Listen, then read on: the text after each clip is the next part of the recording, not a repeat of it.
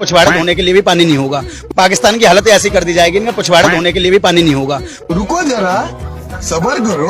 भारत के पास जब पाकिस्तान जैसा पड़ोसी हो तो निश्चित रूप से आप नींद में नहीं रह सकते। आपको सपने में भी सोचना रहना पड़ेगा। और पाकिस्तान के अंदर एंटी इंडिया फीलिंग ही उनका ब्लड है। मुफ्ती साहब जी, बहुत नाजुक सूरत हाल है। दोस्तों, इंडियन मीडिया दिन ब दिन मजीद कार्टून और जोकर बनता जा रहा है। अगर इंडिया में बारिश हो जाए तो पाकिस्तान की गलती, अगर किसी का मूत्र बंद हो जाए तो पाकिस्तान की गलती, इंडिया में अगर गर्मी हो जाए तो पाकिस्तान की गलती, और तो और अगर इनके घर में बच्चा भी पैदा हो जाए तो वो भी कहते हैं कि पाकिस्तान की गलती। जबकि हमारे पाकिस्तानी बेचारे अच्छे वक्त के इंतजार में 78 साल गुजार बैठे, और अब जाकर पता चला कि जो वक्त गुजार बैठे वही अच्छा था। एक अकेले गोदी मीडिया की वजह से पूरे हिंदुस्तान का मजाक बनने लग गया। पाकिस्तान में हम लोग का मीम बन रहा है।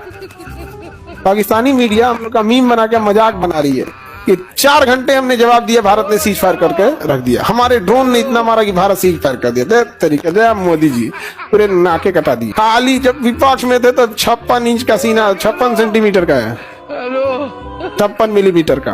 मोदी अपने अवाम को सादा से तरीके के जरिए इतने सालों से बेवकूफ बनाता आया। बर्तन को उल्टा करके उसमें छेद करके एक पाइप डाल दी, और जो गटर से गैस निकलता था वो पाइपलाइन से उसके अपने चाय के ठेले में ले लिया, और वो चाय बनाने के लिए उसी गैस का उपयोग कर करके चाय बनाता था। सिंपल सी टेक्नोलॉजी।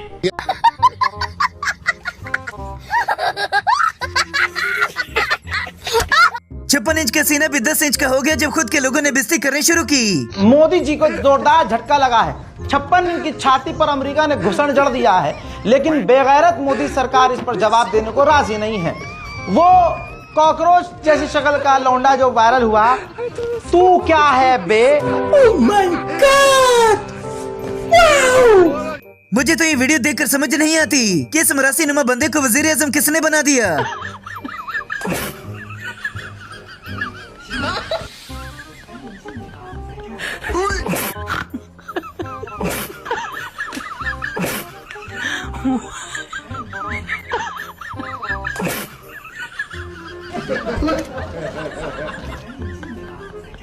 कौन है ये लोग?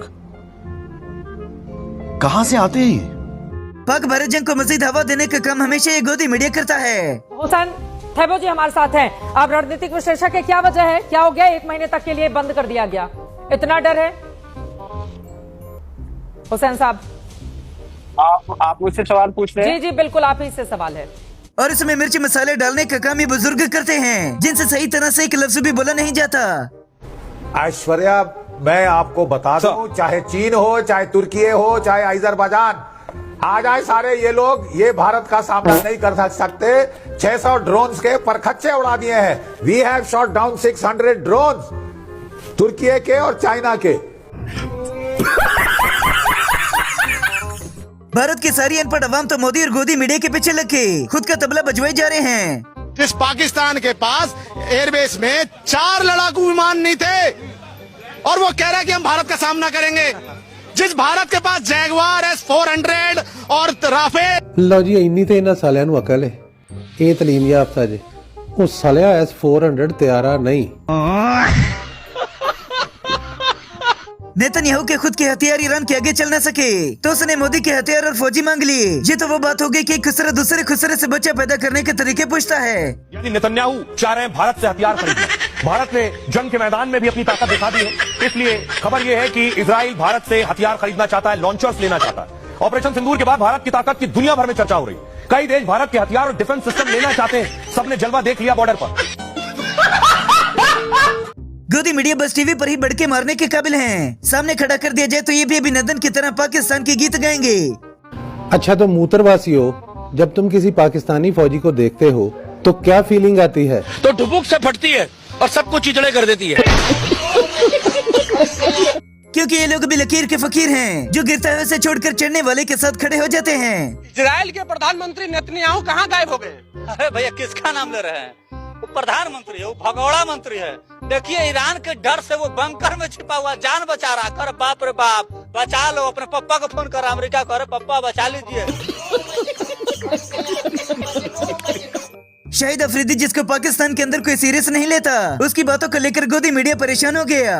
तो भारत और पाकिस्तान का जो मैच रद्द हुआ, उस मैच के रद्द होने के बाद शाहिद अफरीदी के बोल बिगड़ गए हैं। एक अंडे की वजह से सब कुछ खराब हुआ, कहना अफरीदी का, और एक अंडे की वजह से मैच हो नहीं पाया, कहना अफरीदी का। अरे बाप रे, ये तो धोती खोल रहा है।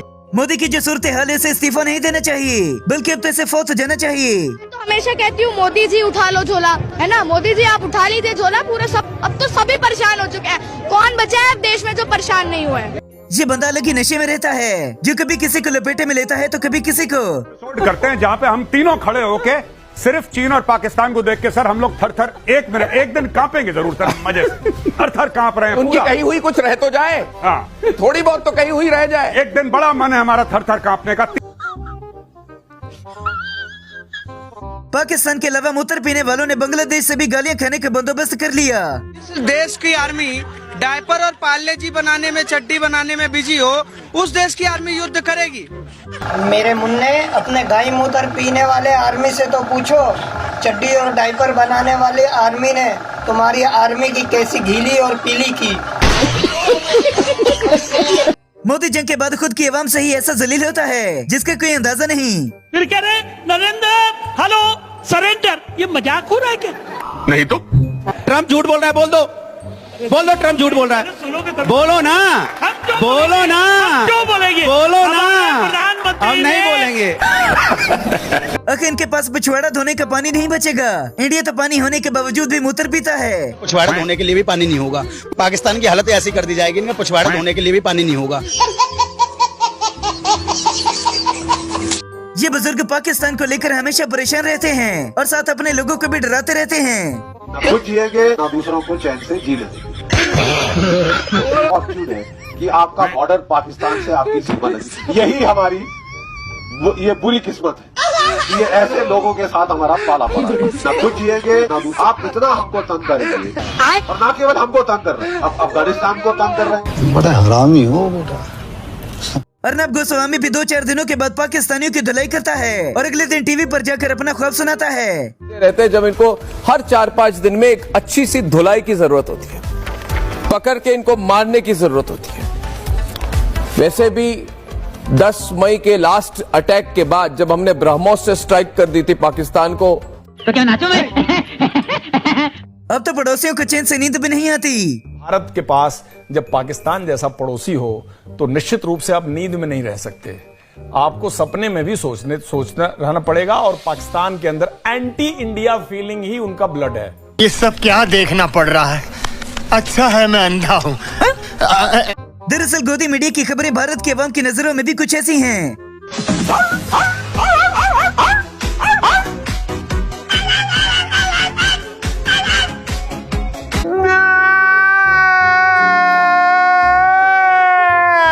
इस बाबा के मुताबिक जब एक अग्नि पूरा पाकिस्तान तबाह कर सकती थी तो पूरी दुनिया से बेइज्जती क्यों करवाई? एक अग्नि 5 भी डाल दिया MIRV पाकिस्तान के ऊपर, तमाम शहर तबाह हो जाएंगे। यार हम पाकिस्तानियों की भी कैसी किस्मत है, दुश्मन भी मिले हैं तो लल्लू पंजू, ना खाने की तमीज ना निकालने की। चाचा बख्शो हमेशा की तरह इस वीडियो में भी बेइज्जत हो गए। ये हुआ है कि नहीं हुआ? और जनरल साहब बात करने दें, आप मुझे जवाब देने दें। माशाल्लाह आप उम्र में भी मुझसे बड़े हैं, एक्सपीरियंस्ड भी हैं, फिर आपने मिलिट्री में सर्व किया है, इतनी आपकी खिदमत है, थोड़ा टॉलरेंस रखें। ये तो हमारे जैसे थोड़ा बहुत खून जोश में आता है, तो आपको थोड़ा सा तामुल रखें। अब तो भारत ने सीरियस होकर नया जहाज लॉन्च करने का फैसला कर दिया।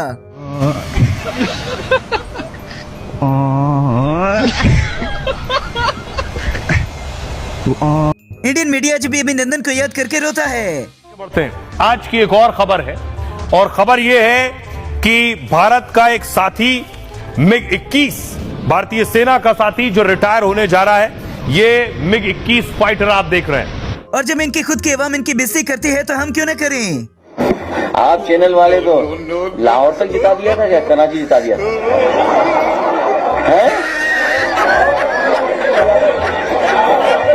ये चैनल वाले बैठे, तुमने कौन सा जिताया था बताना?